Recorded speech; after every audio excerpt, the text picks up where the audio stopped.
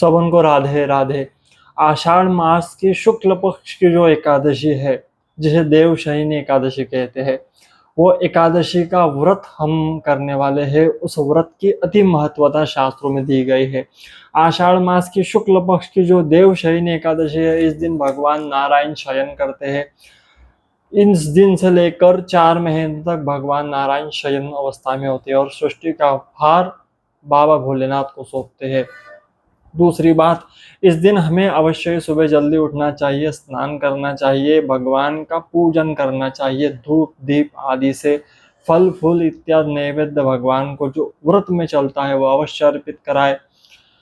इस दिन की एक विशेष कथा आती है।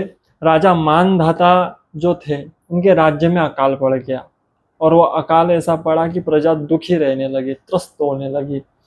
तो प्रजा के इलाज के लिए मानधाता राजा ने सोचा कि क्या किया जाए, तो अपने प्रजा के साथ राजा अंगिरा ऋषि के पास वन में गए और वन में जाकर पूछा कि ऋषि, ऐसा कौन सा अपराध बना है, ऐसा कौन सा पाप हमसे हुआ है कि हमारे राज्य में अकाल पड़ा हुआ है, प्रजा दुखी है, त्रस्त है, इसका उपाय हमें बताइए। तब राजा अंगिरा ऋषि ने कहा, तुम्हारे राज्य में कोई ऐसे व्यक्ति से ऐसा दोष हुआ है, ऐसा पाप हुआ है जो उसे नहीं करना चाहिए था।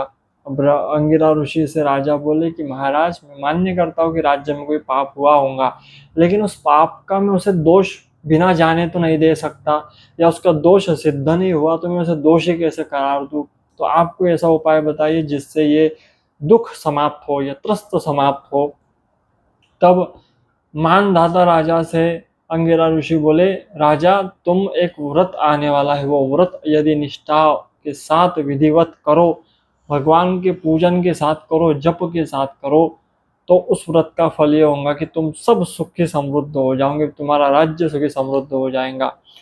तब अंगिरा ऋषि ने कहा कि देवशयनी एकादशी का जो व्रत है, आषाढ़ शुक्ल की एकादशी, उस एकादशी का व्रत तुम करो निष्ठा से, तुम्हारी प्रजा संपन्न हो जाएंगी और ये अकाल समाप्त हो जाएगा।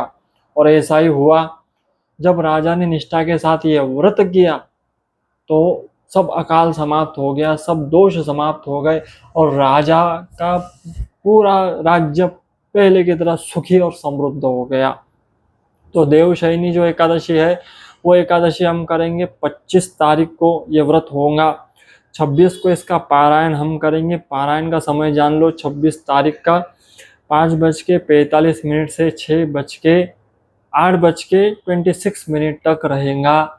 8:26 तक इसका पारायण कर पाओगे आप 26 तारीख को। इस दिन आप अवश्य ही ज़्यादा से ज़्यादा भगवान के नाम का गुरु मंत्र का जाप करें। यदि किसी के जीवन में अत्यधिक कर्ज हो गया हो, उस व्यक्ति को एक उपाय इस दिन करना चाहिए। उस व्यक्ति को इस दिन अवश्य ही दान करना चाहिए। पीले वस्त्रों का दान करें, पीले फल का दान करें, ब्राह्मण या जिसे आवश्यकता हो ऐसे व्यक्ति को। अगर वह दान करे तो अवश्य उसका कर्ज समाप्त हो जाएगा। दूसरा उपाय करें, पीपल के वृक्ष के नीचे लक्ष्मी नारायण का वास होता है, दीप अवश्य प्रज्वलित करें पीपल के वृक्ष के नीचे संध्या के समय में, तो उसके जो कर्ज है, जो समस्या है, वो समाप्त हो जाएंगे। जो काम बनते बनते रुक जाते हैं वो बनने लग जाएंगे। पीले वस्त्र का दान करें। ऐसा भी सुना है विद्वानों से कि भगवान को इस दिन शयन की वस्तुएं भी दान की जाती है।